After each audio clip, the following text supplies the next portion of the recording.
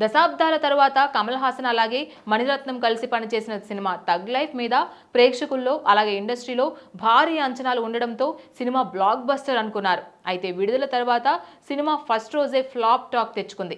ముఖ్యంగా హిందీ మార్కెట్లో ఫలితం దారుణంగా ఉండి సినిమా 2 కోట్ల రూపాయలు కూడా చేరకపోవడం షాకింగ్ అంశం. ఉత్తర భారత ప్రేక్షకుల్ని ఆకట్టుకోవడంలో సినిమా పూర్తిగా విఫలమైంది. మంచి కథ, గొప్ప దర్శకుడు, స్టార్స్ ఉన్నా కూడా కంటెంట్ కనెక్ట్ కాలేకపోతే ఏ విధంగా ఫలితం మారిపోతుందో ఇది స్పష్టంగా చూపించింది. ఇక్కడ కాంట్రవర్సీకి కారణమైన మరో విషయం, సినిమా విడుదలైన 4 వారాల్లోనే నెట్ఫ్లిక్స్కి వచ్చేసింది.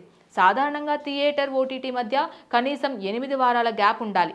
అయితే ఈ సినిమా తొందరగా స్ట్రీమింగ్ ప్లాట్ఫామ్కి వెళ్లడంతో మల్టీప్లెక్స్ యాజమాన్యాలు 25 లక్షల రూపాయల జరిమానా విధించాయి. అంతేకాదు, నిర్మాతలు హిందీ థియేట్రికల్ షేర్కి కూడా రాజీ పడాల్సి వచ్చింది. ఇంకా ఒక ఆసక్తికర విషయం ఏమంటే, ఈ సినిమాకి ముందుగా భారీ ధరకు డిజిటల్ రైట్స్ అమ్మినా విడుదల తర్వాత ఫలితం బలహీనంగా ఉండడంతో ఆ ఒప్పందం తక్కువ ధరకు తిరిగి మార్చుకోవాల్సి వచ్చింది.